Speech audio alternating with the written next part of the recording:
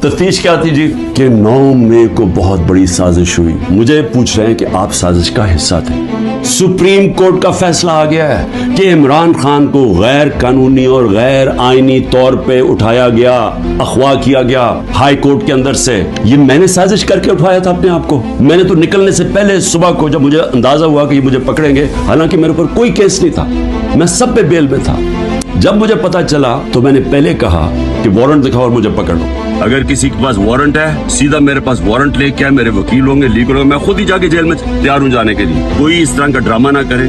तो क्या जरूरत पड़ी थी कि डंडे मार के, चीजें तोड़ के, शीशे तोड़ के वो बेचारा रजिस्ट्री ऑफिस के स्टाफ को मारा, वकीलों को मारा, मेरे गार्ड्स को बेचारे उनको मारा। कोई मैं दहशतगर्द था? तो जान के ये दुनिया में दिखाने के लिए विजुअल्स ये जो गए हैं कि जिस तरह मुझे वहां से पकड़ के लेके गए हैं, मुझे कहते जी आपके लोग क्यों गए वहां, कंटोनमेंट में क्यों गए, तो फलानी जगह क्यों गए, आपने पहले से तैयार किया हुआ था।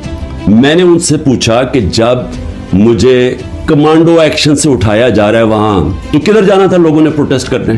तो उसकी बातों से मुझे ये लगा कि आपको पुरअमन एहतजाज करने की इजाजत नहीं है कहीं GHQ के सामने या कंटोनमेंट के सामने। मुझे बताएं आइन में किधर लिखा हुआ है? आइन में लिखा हुआ है कि आपका हक है, हर पाकिस्तानी का हक है कि जब नाइंसाफी हो, नाइंसाफी के खिलाफ आप प्रोटेस्ट कर सकते हैं पुरअमन तौर पे। और नाइंसाफी हुई थी। सुप्रीम कोर्ट ने अपने फैसले में कहा है कि गैर आईनी और गैर कानूनी तौर पे इमरान खान को उठाया गया। ये तहरीक इंसाफ के जो लोग थे वो भेड़ बकरे चुप करके बैठ जाती।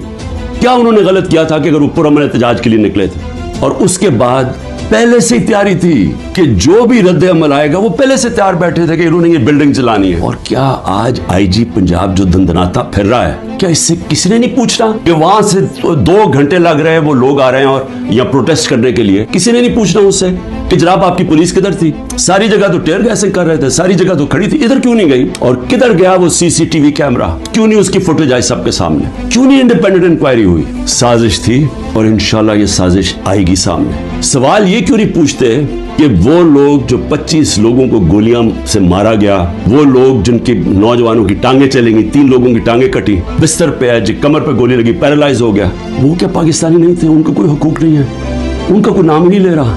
ये जो कोर कमांडर हाउस जलाया, हम सब उसके हम मजम्मत करते हैं। अपनी जजमेंट में लिखा हुआ है चीफ जस्टिस ने कि इमरान खान को जब पहली दफा, जब मैं अदालत में पहली दफा मुझे पता चला कि हुआ क्या है, मैंने उसी वक्त मजम्मत की।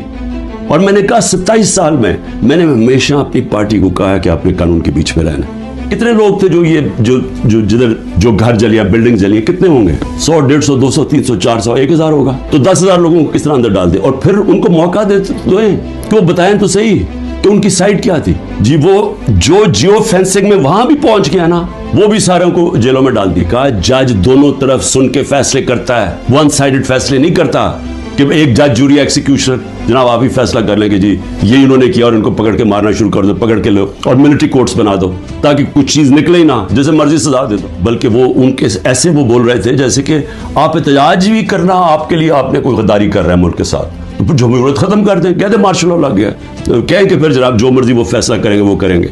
लेकिन जमहूरियत के अंदर हमारा हक है कि नाइंसाफी जब हमारे से होती है और सुप्रीम कोर्ट ने कंफर्म किया तो उसके बाद हमारा राइट होता है पुरअमन एहतजाज। और मैं फिर से कहता हूं कि जिन लोगों ने जलाया था कोर कमांडर घर या जो भी जलाई है बिल्डिंग्स, उन सब के ऊपर एक्शन लेना चाहिए। मैं सबसे पहले कहता हूं, और हमें कोई इन्फॉर्मेशन हो हम भी आपकी मदद करेंगे उनके ऊपर एक्शन लेने के लिए, क्योंकि हमने नहीं किया। जो भी ये लोग लगे हुए कर रहे हैं, मैं सिर्फ उनको एक पैगाम देना चाहता हूँ कि इस मुल्क का सोचें, इसको तबाह ना करें।